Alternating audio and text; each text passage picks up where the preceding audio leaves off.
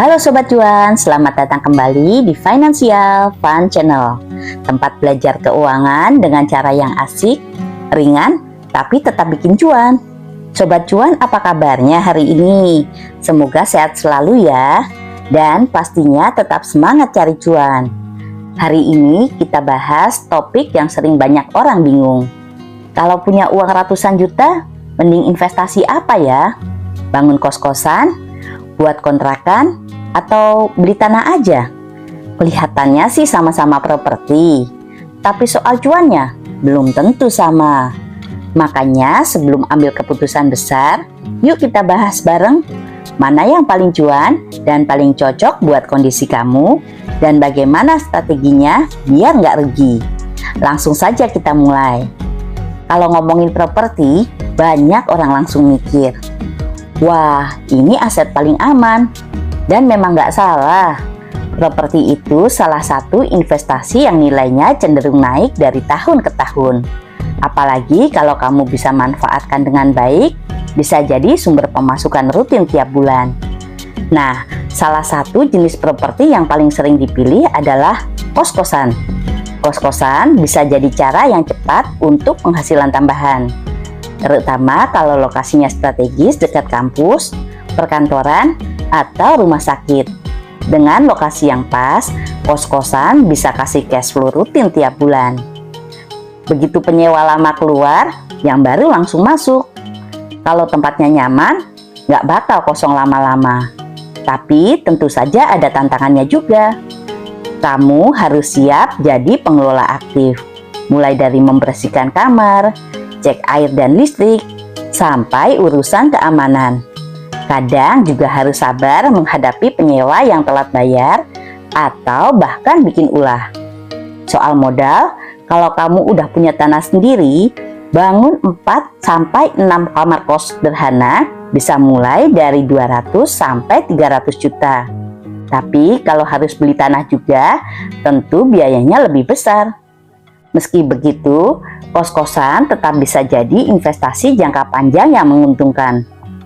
Tips cuan untuk kamu yang tertarik bangun kos-kosan: pilih lokasi yang strategis. Sediakan fasilitas dasar seperti kasur, wifi, kipas angin, atau AC kalau mau lebih nyaman. Desain kos yang bersih, nyaman dan aman, dan yang penting, jaga hubungan baik dengan penyewa. Selain kos-kosan, banyak juga yang memilih membangun kontrakan. Kontrakan biasanya berupa rumah kecil sederhana yang disewakan ke keluarga kecil atau pasangan muda. Keuntungannya, penyewa biasanya tinggal lebih lama, bisa 1 hingga 3 tahun. Artinya, kamu nggak perlu repot gonta-ganti penyewa terlalu sering. Sistem sewa tahunan juga bikin kamu nggak terlalu pusing tiap bulan. Dan umumnya, biaya listrik, air, keamanan, dan sampah ditanggung oleh penyewa. Lebih praktis buat kamu yang nggak mau repot mengelola. Tapi tetap ada resikonya ya. Kalau penyewa keluar, bisa kosong dalam waktu lama. Dan kalau bangunannya nggak dirawat, nilainya bisa turun atau susah disewakan. Lalu, bagaimana soal modalnya? Bangun 1 unit kontrakan sederhana bisa mulai 200 jutaan, tergantung lokasi dan luasnya. Kalau kamu punya tanah cukup luas, bisa bangun 2 atau 3 unit sekaligus untuk maksimalkan pendapatan.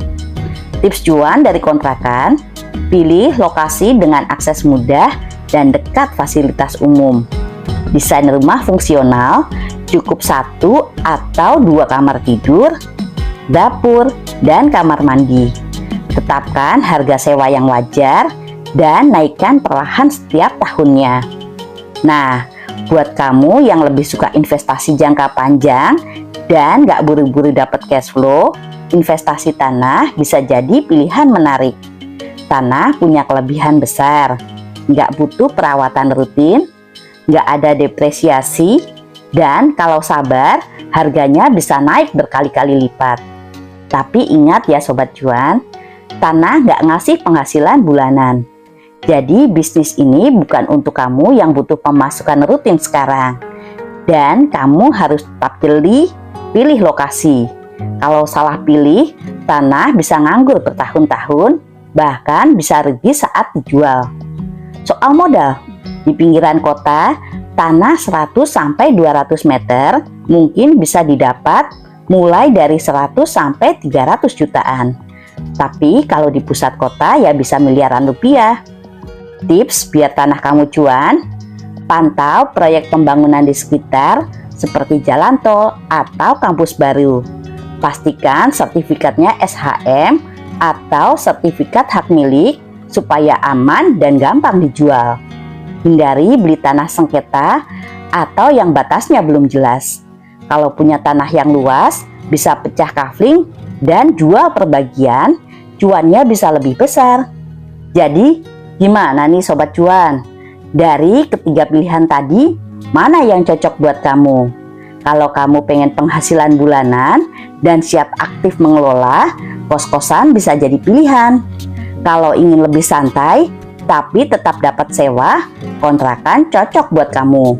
Dan kalau kamu sabar, tahan godaan, dan ingin hasil besar dalam jangka waktu panjang, tanah bisa jadi tambang emas diam-diam. Semuanya bisa cuan, asal kamu ngerti caranya dan menyesuaikan dengan tujuan keuanganmu. Sekarang aku mau tanya nih, kalau kamu punya uang 200 jutaan, kamu pilih yang mana? Kos-kosan, kontrakan, atau tanah? Tulis jawabanmu di kolom komentar ya.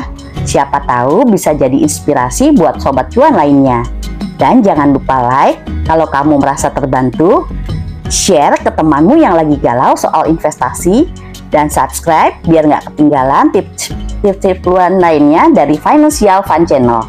Sampai ketemu di video selanjutnya Sobat Cuan. Stay cuan dan tetap bijak mengelola keuangan. Bye Sobat Cuan.